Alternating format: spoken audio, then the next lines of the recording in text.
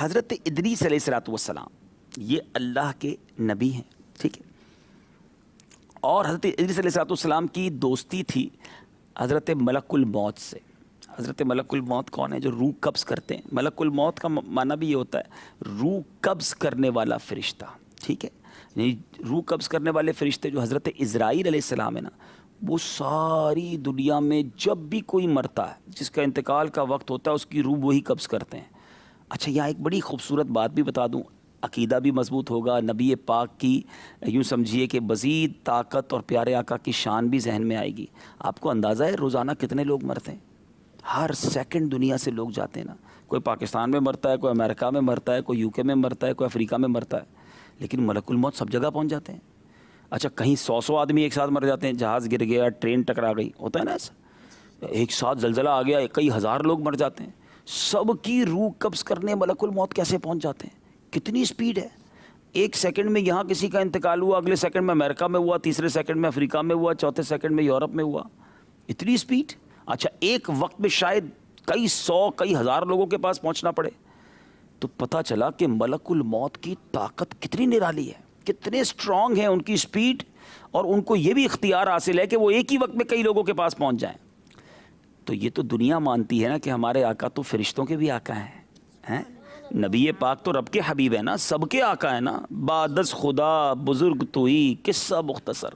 نبی پاک اللہ کے بعد ساری مخلوق میں سب سے عرفہ اعلیٰ، اعلیٰ حضرت لکھتے ہیں نا، سب سے اولا و اعلیٰ سب سے بالا و اعلیٰ خلق سے اولیاء، اولیاء سے رسول، اور رسولوں سے اعلیٰ سب سے اعلیٰ ہیں۔ تو اب حضرت عزرائیل ملک الموت کے پاس اتنی پاور ہو تو ملک الموت کے بھی جو آقا ہیں ہمارے آقا علیہ الصلوۃ والسلام، ان کے پاس کتنی پاور ہوگی؟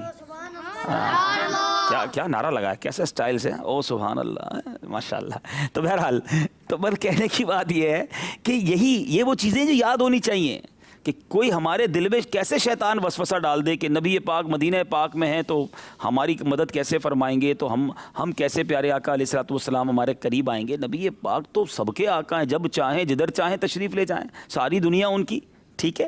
تو فرشتوں کے پاور دیکھ کر ہمیں نبی پاک علیہ الصلوۃ والسلام کی قوت، طاقت، اتھارٹی اور قدرت کا اندازہ ہونا چاہیے، ٹھیک ہے۔ اچھا، یہ بات تو ہو گئی۔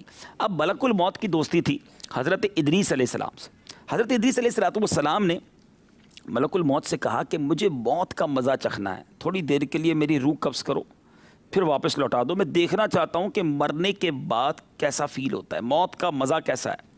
آپ اللہ کے نبی بھی ہیں اور ملک الموت آپ کے کلوز یوں سمجھے دوست تھے، تو انہوں نے ان کی روح قبض کی، تھوڑی دیر کے بعد اس روح کو واپس لوٹا دیا، ٹھیک ہے۔ اس کے بعد آپ نے فرمایا مجھے جہنم دیکھنی ہے تاکہ مجھے اللہ کا خوف ہو اور میں دیکھوں جہنم کیسی ہے۔ ملک الموت انہیں جہنم میں بھی لے گئے، وہ جہنم کا انہیں طبقات کو ملاحظہ کیا، عذابات بھی دیکھ لیے حضرت ادریس علیہ السلام نے۔ پھر آپ جنت میں گئے، کہا مجھے جنت دیکھنی ہے، جنت کے دروازے پر گئے تو رضوان، جنت کے جو دوزخ کے دروازے پر داروغہ ہیں ان کا نام ہے، وہاں پر جو فرشتہ ہے مالک، کیا نام ہے؟ جہنم کے دروازے پر جو یوں سمجھیے جہنم کے دروازے کے جو ٹیک کیئر ہیں یا داروغہ ہیں ان کا نام ہے حضرت مالک۔ کیا نام ہے؟ یہ یاد رکھنے والی باتیں ہیں۔ جنت کے دروازے پر جو داروغہ ہیں، جو جنت کے یوں سمجھیے گیٹ کو کھولنا بند کرنا جن کی ذمہ داری ہے، وہ ہیں حضرت رضوان۔ وہ کون ہیں؟ امیر اہل سنت نے ایک خوبصورت شعر میں کہا نا، رضوان تیری جنت میں سوز و گداز بھی ہے عشق میں رلاتا سرکار کا مدینہ ہے۔ حضرت رضوان سے کئی شاعروں نے اپنے کلام میں یوں سمجھے کہ ایک کلام بھی کیا اور ان کا تذکرہ بھی کیا۔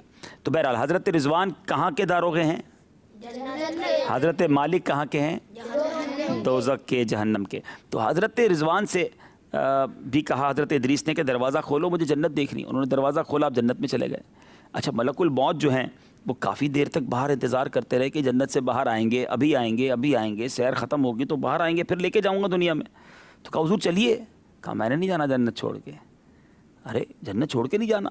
تو آپ نے فرمایا میں نہیں جاؤں گا، کیونکہ اللہ تبارک و تعالیٰ نے ارشاد فرمایا ہے کل نفس ذائقۃ الموت، ہر نفس نے موت کا ذائقہ چکھنا ہے۔ تو میں نے موت کا ذائقہ چکھ لیا، تھوڑی دیر کے لیے تو موت آئی تھی نا، انہیں روح قبض کی گئی تھی، پھر لوٹا دی۔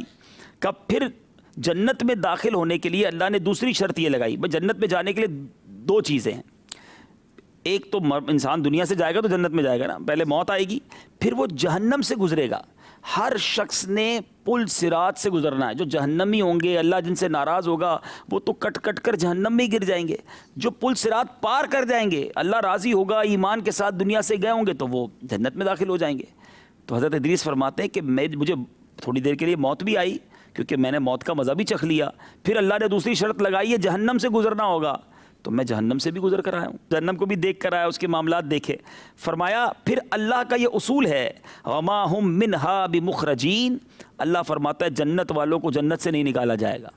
जो एक बार जन्नत में चला जाए ना, वो फिर जन्नत से बाहर नहीं निकाला जाएगा। जन्नत ऐसी शानदार जगह है, एक बार इंशाअल्लाह हमारा दाखिला हो गया नबी पाक के पीछे पीछे, फिर हमेशा जन्नत में रहेंगे इंशाअल्लाह।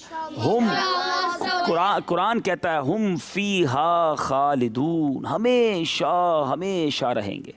तो आपने फरमाया तीन उसूल हैं, मौत भी आ गई, जहन्नम से भी गुजर गया, और जन्नत में आ गया तो रब ने दाखिल बाहर नहीं निकालना। अब मलकुल मौत जो हैं वो एक तरह से ज़ाहिर है उनके लिए तो अजीब मामला हो गया कि जन्नत से बाहर ही नहीं आ रहे। तो अब अल्लाह तबारक व तआला ने इरशाद फरमाया, मेरे बंदे इदरीस ने ये सारे काम मेरी मर्ज़ी से किए हैं, इन्हें यहीं रहने दो। हज़रत इदरीस फिर जन्नत ही में रह गए। आप आज आसमानों पर एक रिवायत के मुताबिक और एक रिवायत के मुताबिक जन्नत में आज भी मौजूद हैं, और अभी से यूँ समझिए कि मतलब उस ज़माने से ही आप जन्नत में मौजूद हैं। तो अब यूँ कहा जाता है कि चार अंबिया ऐसे, ये गौर करने वाली बात है कि जो ज़ाहिरी हयात के साथ इस दुनिया में यानी यहाँ मौजूद हैं, इसमें दो आसमानों पर हैं और दो ज़मीन पर हैं। आसमान पर दो अंबिया कौन से हैं? हज़रत एक कौन से हो गए? हज़रत इदरीस हो गए, और दूसरे हैं हज़रत ईसा अलैहिस्सलाम। ठीक है, हज़रत ईसा तशरीफ़ लाएंगे, क़यामत से पहले आएंगे इंशाल्लाह। कि फिर किसी सच्चे वाक़ये में आपको ये वाक़या भी सुनाऊंगा, और इंशाल्लाह वो जगह भी दिखाऊंगा कि जिस जगह आएंगे, हदीसों में वो जगह भी पता है कि कहाँ आसमान से उतरेंगे, वो जगह आज भी दुनिया में मौजूद है। और एक और मज़े की बात बताऊँ, अल्हम्दुलिल्लाह मैंने उस जगह की ज़ियारत भी की है, और मदनी चैनल के नाज़रीन को भी ज़ियारत कराएंगे इंशाअल्लाह। ठीक है, कि वो कौन सी जगह है जहाँ हज़रत ईसा अलैहिस्सलाम आसमान से उतरेंगे क़यामत से पहले। तो अब दो अंबिया आसमानों पर है, वो कौन से हैं? वेरी गुड, माशाअल्लाह। दो अंबिया जो ज़मीन पर मौजूद हैं, जी हाँ, ज़ाहिरी तौर पे हयात के साथ मौजूद हैं, वो हैं हज़रत खिज़र अलैहिस्सलाम और हज़रत इलियास अलैहिस्सलाम। वेरी गुड, माशाअल्लाह। अच्छा, हज़रत खिज़र और हज़रत इलियास से मुलाकात हो सकती है। हाँ, एक जगह उनके साथ रोज़े रखे जा सकते हैं, और एक जगह उनके साथ हज भी किया जा सकता है। ये कैसे? कि किताबों में ये लिखा कि हज़रत इलियास और हज़रत खिज़र हर साल रमज़ान के रोज़े बैतुल मुक़द्दस में गुजारते हैं। कहिए सुभान अल्लाह। और हर साल हज करने मैदान अरफात में हज़रत खिज़र और हज़रत इलियास वहाँ तशरीफ़ लाते हैं।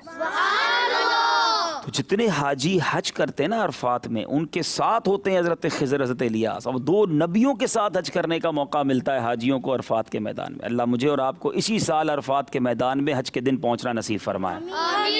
तो ये वो चीज़ें बेटा जो हमें पता होनी चाहिए। तो आज हमने हज़रत इदरीस अलैहिस्सलाम का वाक़या भी सुना कि वो कैसे जन्नत में दाखिल हुए, और आज भी वो जन्नत में हैं, और चार अंबिया के बारे में भी जाना कि दो आसमानों पर दो ज़मीनों पर मौजूद हैं, और फिर हमने ये भी जाना कि वो कहाँ हज करते हैं और कहाँ रोज़े रखते हैं।